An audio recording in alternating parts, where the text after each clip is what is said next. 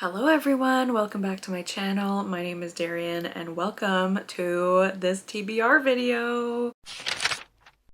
So if you've been watching my channel for a while, I used to do monthly TBRs by picking prompts out of my prompt jar, and I haven't done one since October of 2024. So over a year ago, I was feeling kind of burnt out of having TBRs because I don't think there was one time. I used to pick 5 prompts per month, and I don't think there was one time where I actually completed all the books that I put on my TBR, because there's always something that comes up.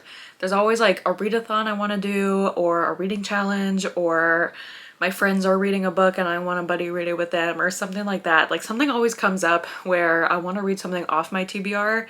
And even though most often I read at least 5 books a month, I still get derailed. I like having a TBR, but I'm starting to learn that I am like somewhere in between a mood reader and a structured reader, because I can't leave everything up to my mood because I simply can't make a decision to save my life. But also I can't only stick to a TBR because sometimes, sometimes when I'm told to read something, then I don't want to read it.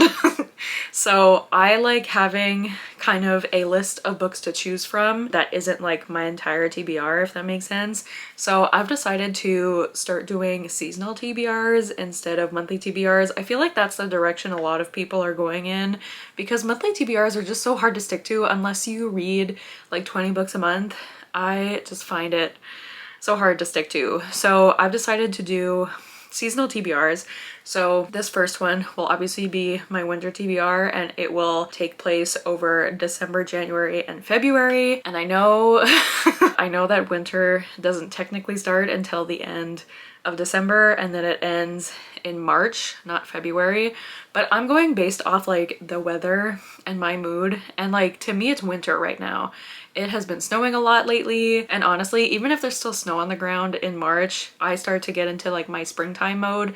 So to me it just makes more sense to be reading wintry books in December instead of in March. And the same goes for the other seasons. Like once we get to fall, it makes a lot more sense for me to read my fall TBR in September, October, November instead of October, November, December. That's just what makes sense to me. So this is what I'm doing, and I know it doesn't like start neatly at the beginning of the year, but I think it's fine. I think it's fine, and I also just really wanted to film this video, so we're doing it now. So this will be for December, January, and February, and I've decided to only pick 7 prompts because I feel like that's a pretty safe bet that I can actually get to all of those books and then have room to read another few books if anything else comes up, if I'm doing a readathon or something. Because in the span of 3 months, I usually read like 20 books maybe. Does that make sense? I feel like 20 books makes sense. So like almost half of that being part of my TBR. Like I feel like that makes sense. You know what I'm saying? Hopefully this all makes sense. So I'm gonna pick 7 prompts. And also I am currently working on my Goodreads Choice Awards video, so I do have some books on standby, and if I can fit those into prompts, I will, but I also don't want to give away everything I'm reading for that video. So we'll see how that goes. We'll just see what fits. I'm also filming in my basement now because most of my books are down here instead of upstairs. So if there's anything that I decide to read that's upstairs, I'll just put the picture because I'm lazy and I don't feel like running up and down the stairs.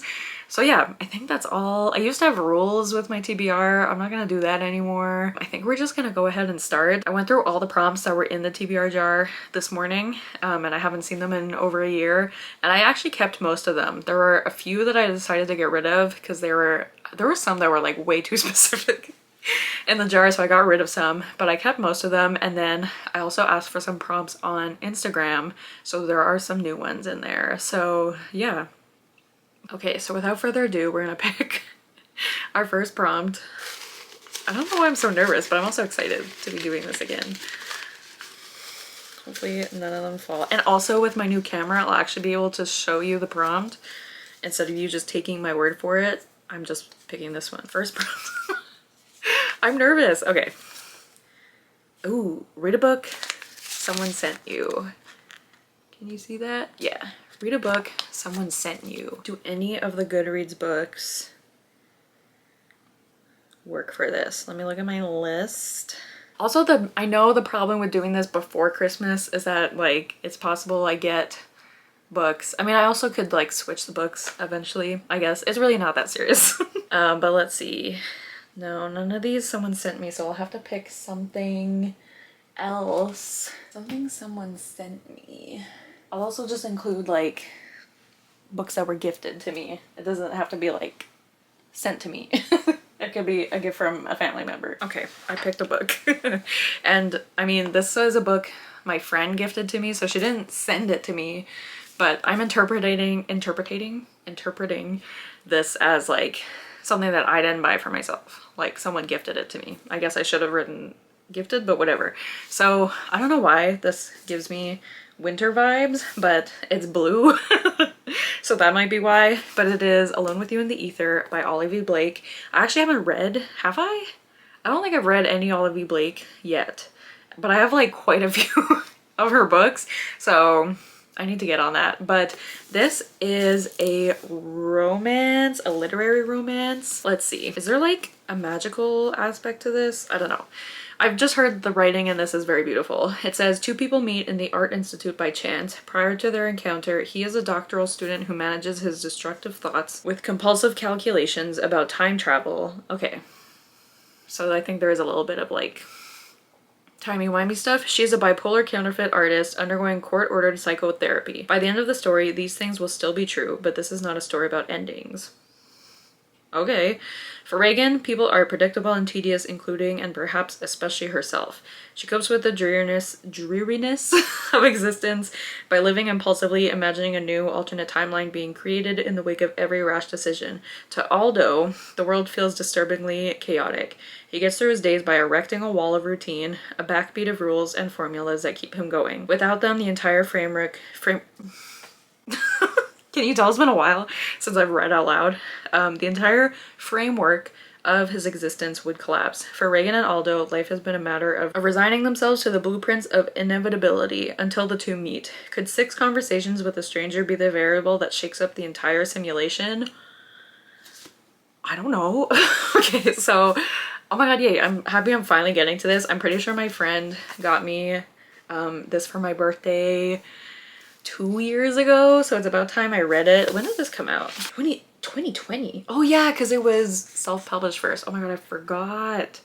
Oh my god, the dedication is to the old you from the old me. I don't like that. Okay, and it's a pretty short book. It's like less than 300 pages, so we're gonna give this a go. I'm ready to maybe cry, maybe have my whole life changed. I don't know, but this is the first book we'll be reading in the winter. Not that that's the first book I'm gonna read in winter, but you know what I mean. Okay, off to a good start. I'm a little nervous about some of the things that are in here, but it's fine. Okay, we're gonna go with this one. Okay, prompt number 2. I would like to get some books for the Goodreads Choice Awards video, just because I'm reading them anyways, so might as well. But I don't want you to know too many of the ones I'm reading. Read a book with an animal on the cover or in the title. Now hold on. This is a dragon. Does a dragon count? Okay, I don't know if dragons count, but to me I think they do. It is an animal. It's not a real animal, but it is an animal. Anyways, whatever, we're counting it. So the book I'm picking for this prompt is A Forgery of Fate by Elizabeth Lim. This is a YA fantasy book. I mean, this cover, I know it's kind of shiny because it's a library book, but this cover is beautiful, and we have a dragon right here. I can't tell if it's focused, but that's a dragon that's like swooping around her. So do I know much about this? No. But this would also be my first Elizabeth Lim book. So we're getting to authors I've been meaning to get to for a while. So it says, it takes a skilled liar to paint the monstrous truth. Truyan Saigas didn't choose to become a con artist, but after her father is lost at sea, it's up to her to support her mother and 2 younger sisters. A gifted art forger, True has the unique ability to point the future, but even such magic is not enough to put her family back together again, or stave off the gangsters demanding payment in blood for her mother's gambling debts. Left with few options, True agrees to a marriage contract with a mysterious dragon lord. He offers a fresh start for her mother and sisters and elusive answers about her father's disappearance, but in exchange she must join him in his desolate in his desolate undersea palace and paint a future so I'm a librarian, guys. This is not good. Paint a future so treasonous it could upend both the mortal and immortal realms. Okay, so this sounds very intriguing. And I feel like when I think of winter, like books to read in winter, I do think of like hefty fantasy books. And this is like 450 pages. I think it would be a good time to like get lost in this fantasy story. I think this is the first in a series. I don't know if it says anywhere, but I have a feeling this is the first in a series. So like starting a new series, obviously this just came out, so I don't know when the next book will come out, but this cover is beautiful. And like I said, I've been wanting to read one of Elizabeth Lim's books for a long time, so I'm excited to finally read one of her books. Okay, we have 2 blue books so far. Are we gonna stick with the blue theme? Oh, did I show you? I forgot to show you the prompt last time, so just so you know I'm not, hello, just so you know I'm not lying. That was the prompt. This will be our prompt number 3, which is, oh, read a book that's been adapted. Can you see it? Okay, I don't think any of the Goodreads ones will work because they all came out this year, obviously. Oh, wait, ooh, now wait a minute. I just thought of 2. Okay, actually, I think this is a sign because I'm thinking of 2, but one of them is blue, and I think I have to continue this blue theme. So the book is upstairs. I'll put a picture here, but the book I'm gonna choose is Hamnet by Maggie O'Farrell.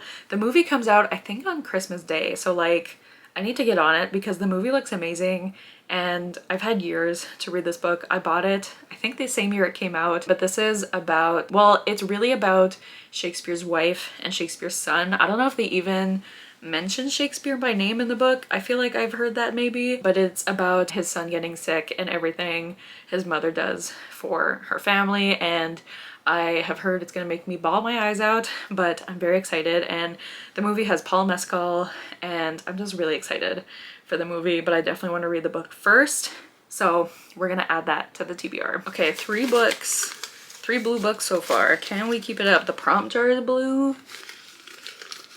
I associate blue with the winter, like, let's see if we can keep this going. All right, this is prompt number 4. Oh. Okay, shuffle your playlist. Here, you can see it. Shuffle a playlist and read a book. What is it? That makes you think of that song. Can you see it? There it is. All right. That's gonna be hard. So what I do every year is I make a playlist for like the age I'm at, and then I add songs that like while I'm that age I add it to the playlist, and then the idea is that eventually I can look back and be like, oh my god, these are the songs I was listening to when I was 25. So I'll go to my 27 one because these are all songs I feel like I'm into right now, or I've been to in the past year. I'm almost 28, can you guys believe that? But anyways, so here's the playlist. You can see, and we'll press shuffle. I'll put the volume up so you know I'm not cheating. I'm scared. Oh, okay. We got Younger and Hotter Than Me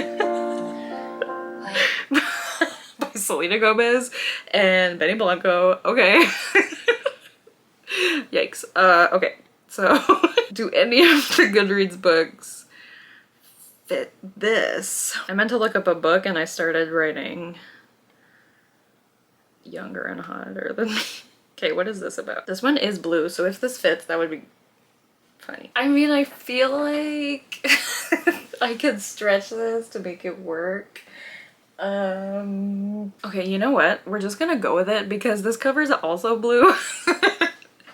And I feel like that's just the theme of this month. So obviously I have to stretch this a little bit because I really don't know what book would go with the song. So the book I'm gonna pick is The Loneliness of Sonia and Sunny by Kiran Desai.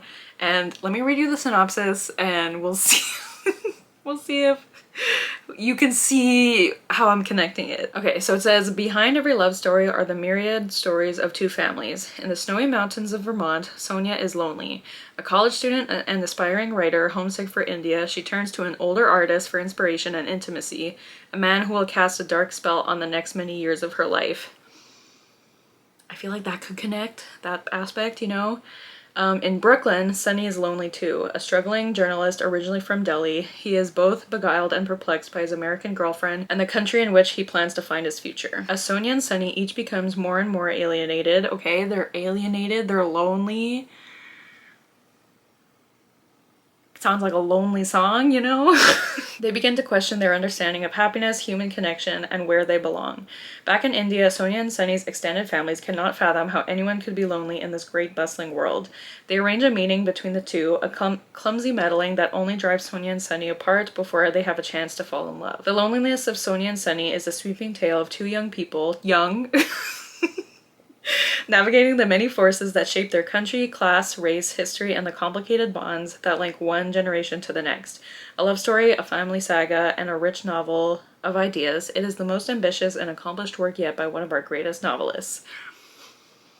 I feel like, you know, these two characters are lonely. It's in the title. And I feel like this song... I just dropped something. I feel like the song describes loneliness. I think it counts. Maybe I'm stretching it a little bit, but I really want to read this book anyways. And it's blue. Our theme for the month is blue, apparently. So we're just gonna go with it. Okay, so that was 4. So we have 3 more to pick. We're gonna go... Oops. This one. Okay, prom number 5. Okay. Prom number 5 says, read an arc, you coward. And this is one of my older prompts, but I have a feeling this was suggested by my bestie because that is how she speaks to me. An arc, okay. Actually, I do have one in mind, and guess what? It has blue on the cover. Yeah, I'm just gonna go with that because I want to read it really badly. So the book I'm gonna go with is This a Cry for Help by Emily Austen. Emily Austen, my girl, she is one of my favorite authors. I love her book so much. We Could Be Rats is maybe my new favorite book of all time.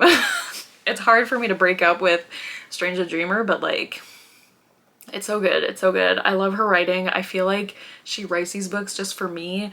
And like, this book in particular is about a librarian who is dealing with book bannings, and also she is going through grief. She has a nervous breakdown that forces her to take off work for a while, and I just think she wrote this just for me. I actually got to meet her earlier this year, which was like, I never get to meet authors because no authors come here, but she is Canadian, so she was kind of close by. I went to go see her, and she's just great. I love her so much. I love the way she talks and the way she writes and the way she explores mental health and just like life and being a human, you know? Like, I just love her book so much. So I was lucky enough to get an arc of this book. I have not read it yet because I'm very scared, because I already love her books and I know I'm gonna love this, but the fact that like it's about a librarian, it's gonna hit close to home. I'm scared, but I think I'm gonna love it. And there's blue on the cover, so we have to continue with the theme. Okay, that one was easy. Prompt number 6. We have 2 more, and I'm just gonna go with this one. Oops, I'm holding 2. This one. I've missed doing this, guys. Like, wow. Okay. Prompt number 6 is, oh no. Prompt number 6 is Goodreads scroll. So what we're gonna do is I'm gonna go on Goodreads, I'm gonna screen record, and the first book that I own that pops up in my feed is the one we're gonna read, and like, I'm nervous. Okay, so we're gonna screen record. Okay, so I'm gonna refresh so you know. Oh, good. So already we found one. I'll refresh again so you can see, okay? But yeah, it's right there. Oh my gosh. Okay, well there you go. There you have it. I mean, this cover is kind of blue, and also it does look very wintry, so it does fit with the theme. But the book is, in case you thought it was soul searching, I do not own that book. It is actually For the Wolf by Hannah Witten. I do own it. It's upstairs. I've owned it for a long time. I think it was gifted to me but who? I don't know if there's a note in it, or maybe it might have been my brother. But anyways, I mean, obviously it is a Little Red Riding Hood retelling. Have I read Hannah Winton is another author. I wanted to read her books and I just haven't. So this is what it says. The first daughter is for the throne. The second daughter is for the wolf. As the only second daughter born in centuries, Red has one purpose: to be sacrificed to the wolf in the wood in the hope he'll return the world's captured gods. Red is almost relieved to go. Plagued by a dangerous power she can't control, at least she knows that in the Wilderwood she can't hurt those she loves. Again. But the legends lie. The wolf is a man, not a monster. Her magic is a calling, not a curse, and if she doesn't learn how to use it, the monsters the gods have become will swallow the Wilderwood and her world whole. The author has provided a list of content warnings here. Okay, I didn't realize that wasn't part of the synopsis. Okay, so this came out 2021, yeah. And I think I got it the year it came out. Okay. Great. I mean, I'm getting to a lot of books. Well, a lot. I'm getting to a few books that I've owned for a while. Alone with You in the Ether has been a few years. This one, Hamnet also, wow. So this is good. I should have done this last year when I was doing my 25 and 25 challenge, which we'll talk about that in another video, but it's not going well, guys. Okay, so we have one more prompt to pick. I am so excited about how this is going. Okay, I want a good one. I'm gonna get something from the very bottom. I'm gonna go with this one. Okay, prompt number 7, last prompt of the month, or of the season, is, okay, read a romance. Do you see it? Hell yeah. Read a romance, wow. Now you might be thinking, oh, you can just read whatever romance book you're reading for the Goodreads Choice Awards, but I'm currently reading it, so yeah. So read a romance, and well, I have to choose a blue. Obviously. Okay, wait. Ooh, actually, I know exactly what I'm gonna read, and it is blue. I can't believe all the books I picked are blue. This book is, once again, it's upstairs. I don't feel like going to get it, but I can't believe I haven't read this yet. So the book I'm gonna read is Every Step She Takes, I think it's called, by Alison Cochrane. This is Alison Cochrane's newest release. She is one of my favorite authors. The Charm Offensive is one of my favorite books ever. And I've loved everything she's written. I've given her 2 5 stars and 1 4.5 star. So like, I'm expecting great things from this book. I honestly, again, it's sapphic, first of all. 35-year-old, oh, Seattleite. I thought that was her name for a second. I was like, what? 35-year-old Seattleite Sadie Wells needs an escape. She's desperate to escape her monotonous routines, the family business that has consumed her entire life, and the unexpected gay panic that has her questioning everything she thought she knew about herself. So when her injured sister offers Sadie her place on a tour along Portugal's Camino de Santiago, it's coming back to me now, she decides this is the perfect chance to get away from it all. After 3 glasses of wine on the plane and some turbulence convince Sadie she won't even survive the flight, she confesses all her secrets to her seatmate, Mal? I need a new prescription, guys. Mal. The plane doesn't crash, and it turns out Mal is on her Camino tour. Worst of all, Sadie learns that she is on a tour specifically for queer women. Exactly. And that her 200-mile trek will be a journey of self-discovery, whether she wants it to be or not. Fascinated by the woman who drunkenly came out to her on the plane, Mal offers to help Sadie relive the queer adolescence she missed out on the way. That's so cute! Missed out on as they walk the Camino. As Sadie develops her newfound confidence, Mal grapples with a complicated loss and unexpected inheritance. But as their relationship blurs the lines between reality and practice, they both must decide if they will forever part at the end of the tour or chart a new course together. Oh, I just know it's gonna be cute, and Alison Cochrane, always another author that explores mental health really well. She also always includes like an aspec character, so I wonder if this book will be the same. I don't see why it wouldn't be, but I guess we'll see. Obviously there's sapphic rep in this book. And yeah, oh my god, we have like such a good mix of books. So just to recap, we have these 2 books, Alone with You in the Ether and A Forgery of Fate. We have Hamnet. We have Is This a Cry for Help? Every Step She Takes. What am I missing? What am I missing? Sonia and Sunny, and oh, For the Wolf. Yes. So we have a lot of different genres. We have fantasy, we have romance, we have literary fiction, we have YA fantasy and adult fantasy. I think it's gonna be great. So yeah, I'm really excited about all of these books, and I'm very excited that they all kind of fit a color theme. And like I said, I'll also be reading books for my Goodreads Choice Awards video, so stay tuned for that. I don't know how long that'll take me, but we're working on it. So yeah, let me know if you guys have read any of these books, which ones I should prioritize, and hopefully I get to them all because I'm really excited about all of them. So yeah, if you guys watch till the end, leave a blue heart, obviously. Or any blue emoji, I guess. And let me know if you like this new seasonal TBR idea. I mean, I guess if you don't like it, I'm sorry, but that's probably what I'm gonna keep doing because I think this is just what will work for me. But yeah, I hope you guys have a great December, and thank you so much for watching, and I'll see you guys soon with another video soon. Bye!